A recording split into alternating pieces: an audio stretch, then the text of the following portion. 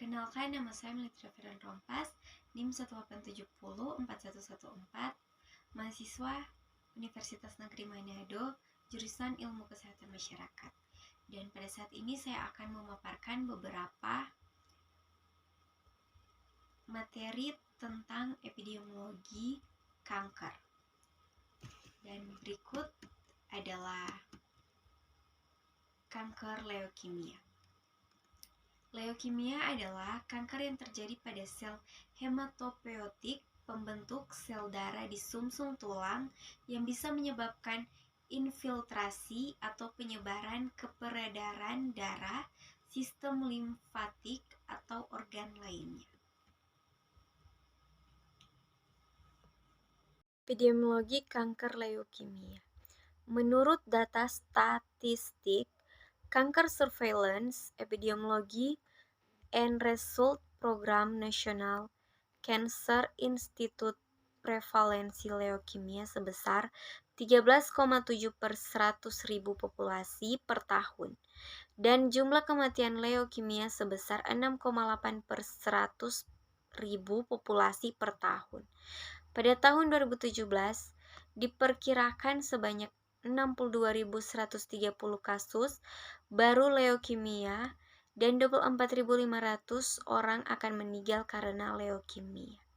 Leukemia berada di urutan ke-9 dilihat dari prevalensi kejadiannya, yaitu sebesar 3,7% dari seluruh kanker di United States. Namun menurut riset kesehatan dasar tahun 2013 menunjukkan prevalensi kanker anak umur 0-14 tahun sebesar 16,291 kasus dan jenis kanker yang paling banyak diderita anak di Indonesia yaitu leukemia dan retinoblastoma. Pada riset yang dilakukan pada pasien anak di rumah sakit kanker Darmais pada tahun yang sama menyatakan bahwa leukemia adalah penyakit dengan jumlah kasus baru dan jumlah kematian terbanyak di rumah sakit kanker Darmais. Penyakit leukemia disebabkan oleh kelainan sel darah putih di dalam tubuh dan tubuh secara tidak terkendali. Belum diketahui penyebab pasti dari perubahan yang terjadi, namun beberapa faktor berikut ini diduga dapat meningkatkan resiko terkait leukemia. Faktor resiko yang dimaksud meliputi memiliki anggota keluarga yang pernah menderita seperti sindrom myelodysplasia, memiliki kebiasaan merokok, pernah menjalani pengobatan kanker dengan kemoterapi atau radioterapi, bekerja di lingkungan yang terpapar bahan kimia, misalnya benzana. Dokter spesialis hematologi, onkologi, dokter spesialis darah dan kanker akan menentukan jenis pengobatan yang dilakukan berdasarkan jenis leukemia dan kondisi pasien secara keseluruhan. Berikut ini beberapa metode pengobatan untuk mengatasi leukemia. Kemoterapi yaitu metode pengobatan dengan menggunakan obat-obatan untuk membunuh sel kanker. Contohnya chlorambucil. Obat dapat berbentuk tablet, minum, atau suntik infus. Kanker nasofaring. Kanker nasofaring adalah kanker yang menyerang jaringan di nasofaring. Kanker ini umumnya tumbuh sebagai kanker ganas. Di antara jenis kanker yang menyerang kepala dan leher, kanker nasofaring merupakan salah satu yang paling sering terjadi. Epidemiologi nasofaring. Epidemiologi kanker nasofaring di dunia 1 per 100.000 setiap tahunnya dengan prevalensi di Asia mencapai 81%. Angka mortalitas kanker nasofaring mencapai 0,7 per 100% penduduk. Global angka insidensi kanker nasofaring di dunia 1 per 100% setiap tahunnya. Prevalensi kanker nasofaring lebih tinggi pada beberapa regio seperti Cina, Hong Kong, dan Asia Tenggara dengan insidensi 10-30 kali lipat lebih tinggi dibandingkan wilayah lain. Terdapat 81% kasus baru terjadi di Asia dan 9% kasus terjadi di Afrika setiap tahun. Sedangkan di Inggris, insiden kanker nasofaring cenderung lebih rendah, yaitu 0,25 per 1 juta penduduk setiap tahunnya. Penyebab dan pengobatan. Penyebab pasti kanker nasofaring masih belum diketahui. Namun kondisi ini diduga terkait dengan infeksi virus Epstein-Barr. Umumnya terdapat di dalam air liur. Penularan dapat terjadi melalui kontak langsung dengan orang lain atau melalui benda yang terkontaminasi. Pengobatan kanker nasofaring dapat berbeda-beda sesuai dengan riwayat penyakit, stadium kanker, letak kanker, dan kondisi pasien secara umum. Beberapa metode pengobatan kanker nasofaring yaitu umumnya digunakan adalah radioterapi, kemoterapi, pembedahan, dan imunoterapi. Kanker limfoma. Limfoma adalah keganasan pada sistem limfoid, tepatnya pada limfosit sel B yang disebabkan oleh mutasi gen. Limfoma merupakan salah satu jenis limfoma yang dibedakan berdasarkan keberadaan jenis sel kanker tertentu yang disebut sel Ried-Sternberg dengan tampilan yang secara histopatologis ditambah dengan latar belakang sel radang pleomorfik, limfosit, eosinofil, sel plasma, dan histiosit. Berikut adalah epidemiologi kanker limfoma. Data epidemiologi menyebutkan bahwa limfoma merupakan jenis penyakit keganasan yang paling jarang dijumpai di Amerika Serikat, dengan tingkat insidensi sekitar 2,6 kasus per 100.000 orang. Secara umum, limfoma lebih sering dijumpai pada laki-laki dan perempuan, dengan presentasi 85%. Insidensi limfoma bervariasi berdasarkan usia. Kasus tertinggi dijumpai pada kelompok usia 15-30 tahun dan usia di atas 50 tahun. Sementara itu, insidensi limfoma tipe predominan limfosit adalah 5% secara keseluruhan. Global menurut data Global Cancer Observatory tahun 2018, limfoma menduduki peringkat ke-27 untuk jumlah keganasan kasus baru terbanyak di seluruh dunia. Presentasi kasus baru dari limfoma adalah 0,44% dengan angka mortalitas 0,27%. Berikut adalah penyebab dan pengobatan. Perubahan atau mutasi pada DNA sel limfosit yang menyebabkan pertumbuhannya menjadi tidak dikendalikan, yang ditandai dengan terbentuknya benjolan, sehingga terbentuklah kanker limfoma. Penyebab dari mutasi sel ini belum diketahui dengan pasti. Pengobatan utama pada kanker ini ialah dengan kemoterapi yang dapat diberikan melalui infus atau dalam bentuk oral. Terapi ini dapat dikombinasi dengan radioterapi, pemberian steroid,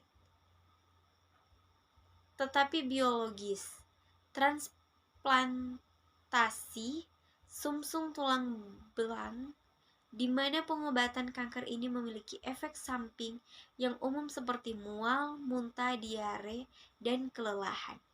Pastikan Anda mencegah sedini mungkin kanker limfosit dengan menerapkan pola hidup sehat dan segeralah periksakan ke dokter bila Anda mengalami gejala-gejala kanker limfoma.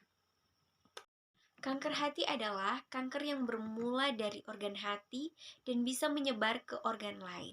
Kanker hati terjadi ketika sel-sel organ hati bermutasi kemudian membelah diri secara tidak terkendali dan membentuk tumor.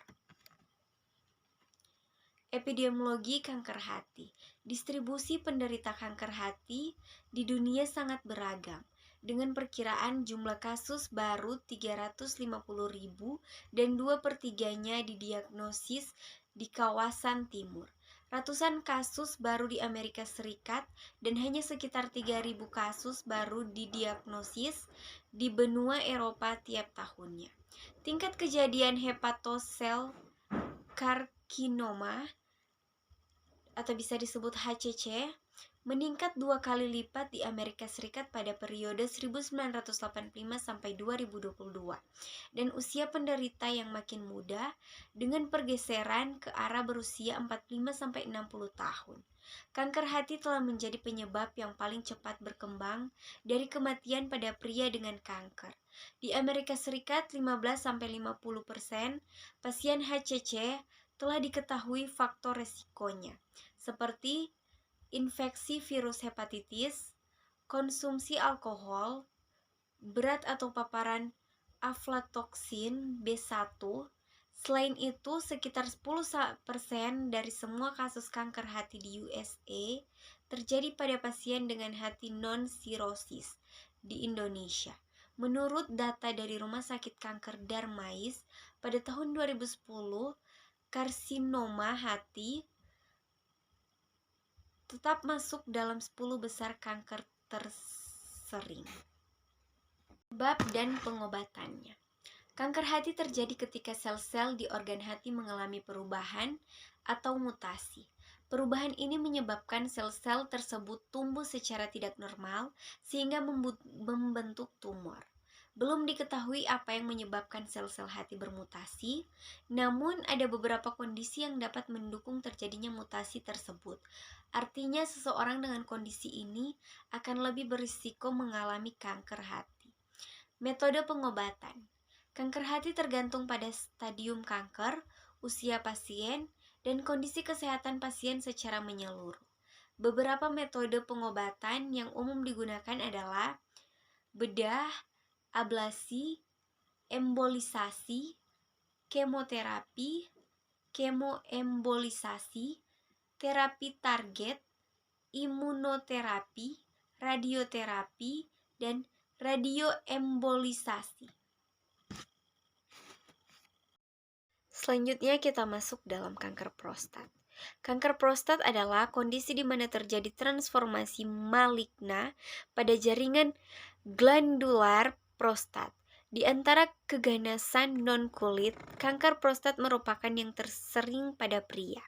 Pasien dengan kanker prostat bisa asimptomatik, tetapi bisa juga datang dengan keluhan saluran kemih bagian bawah, seperti nyeri saat berkemih, peningkatan frekuensi berkemih, urgensi berkemih, darah pada urin atau cairan semen, dan disfungsi ereksi. Pada pemeriksaan fisik dengan colok dubur, bisa teraba benjolan atau pembesaran prostat.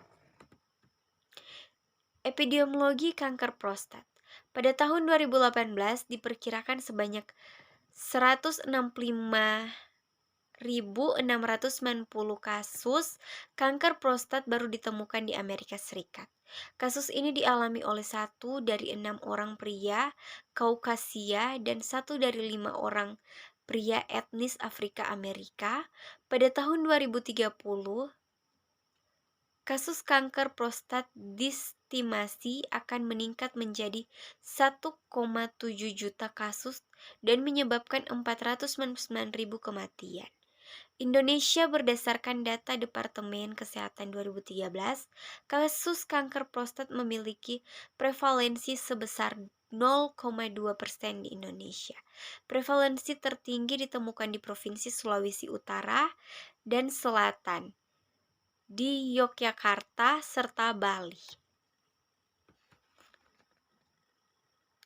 Penyebab dan pengobatan. Penyebab kanker prostat adalah perubahan atau mutasi genetik pada sel di dalam kelenjar prostat. Mutasi ini menyebabkan sel tersebut berkembang secara tidak normal dan membentuk sel kanker. Namun, penyebab mutasi ini sendiri belum diketahui secara pasti. Ada beberapa faktor yang dapat meningkatkan risiko terjadinya kanker prostat, yaitu usia, obesitas, riwayat kesehatan keluarga, pola makan, paparan bahan kimia, penyakit menular seksual, dan vasektomi. Untuk penderita kanker prostat stadium awal, dokter akan menunggu dan mengawasi perkembangan kanker. Hal ini dilakukan karena pengobatan kanker prostat stadium awal memiliki efek samping yang lebih besar dibandingkan manfaat yang diperoleh. Meski demikian, selama masa pengawasan, pasien akan menjalani tes PSA dan biopsi secara teratur untuk mendeteksi tanda pertumbuhan kanker. Bila kanker berkembang, ada beberapa jenis pengobatan yang dapat dilakukan. Jenis pengobatan tersebut meliputi operasi prostat, radioterapi atau terapi radiasi, terapi hormon, kemoterapi, dan krioterapi. Itulah beberapa pemaparan saya tentang epidemiologi kanker. Kiranya bisa bermanfaat. Sekian dan terima kasih.